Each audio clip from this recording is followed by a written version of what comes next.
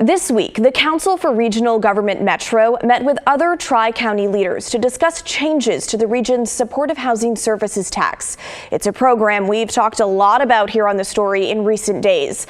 And for those who are just hearing about it, here's a quick rundown of what the tax is. But before you change the channel at the sound of taxes, don't do it, because this tax comes with a lot of drama. Trust me. The Supportive Housing Services Tax Dollars, or SHS funds, are handled by Metro. It was approved by voters in 2020. The whole point of it is to pay for programs that address the homeless and addiction crisis in Washington, Clackamas, and Multnomah counties. The idea, get people into housing and keep them there. It's a 1% tax that applies to high-income earners, money that individuals make above $125,000, and any income above $200,000 for couples filing jointly. There's also a 1% business income tax on certain companies. Metro Council President Lynn Peterson will join us live in just a minute here to talk about this. But last month, she proposed some changes to the tax, hoping to have voters decide on those changes on the May ballot. After facing major criticism, that idea has been pushed to potentially have voters decide this fall. Peterson wanted to create an oversight committee to ensure transparency and accountability, which she says is badly needed. She also wanted to make it so affordable housing development falls under what's considered a valid expense. And that is where some of the criticism comes. Basically, the Metro president wants to use the tax to pay for more things. She's also proposed extending the tax to the year 2050. It's currently set to expire in 2030. But as a trade-off for that extension, she would lower the tax rate. It's currently at 1% for high earners. She's proposing to reduce that to 0.75% in 2031. So that's some background, and that proposal could change before this fall. But back to that accountability piece and the major point of discussion in Metro's more than an hour-long meeting last night. Multnomah County wants to have control over how they spend those SHS tax dollars. Metro wants to keep track of it. And as we've been telling you since Friday, Multnomah County is also facing a major budget shortfall in their homeless services department, which relies heavily on SHS dollars. The county blames their $104 million gap in part on Metro forecasting a reduced amount of SHS tax revenue.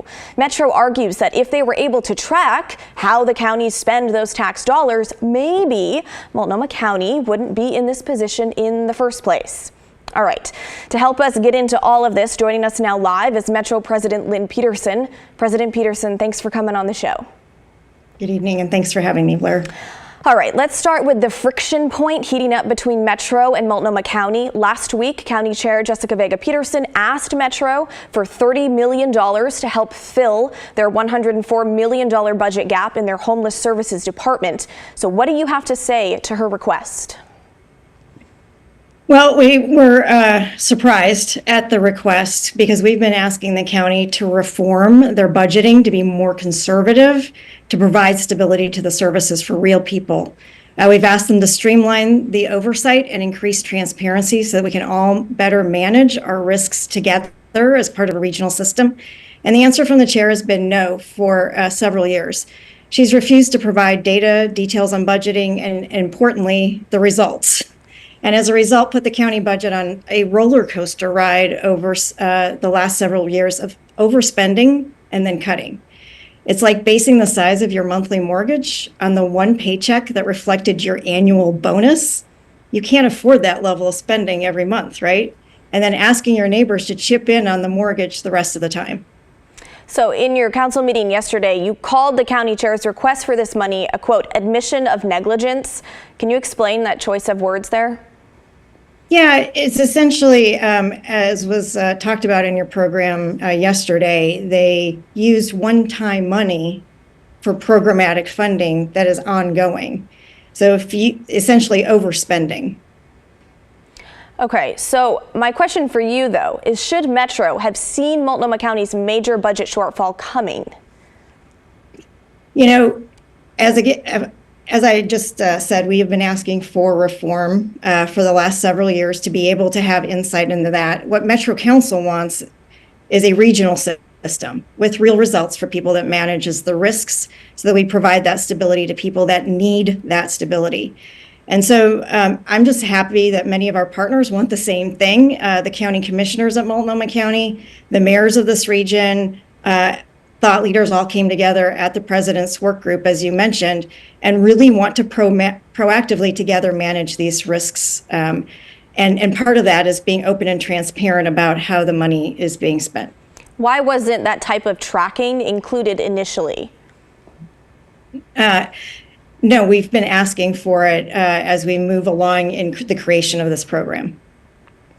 Okay, so Multnomah County, we know, is partly blaming their budget shortfall and what the chair is calling Metro's volatile SHS tax in forecasting. So why is the forecasting seemingly so unreliable? I mean, last year you all collected way more than you anticipated, and this year we're talking about tens of $millions less. So what is going on here? Right. Well, it's the same as the state. The income tax is a volatile tax, right? And what that means is that as folks have capital gains, sell property, sell stocks, we don't know when and how they're going to do that on an annual basis.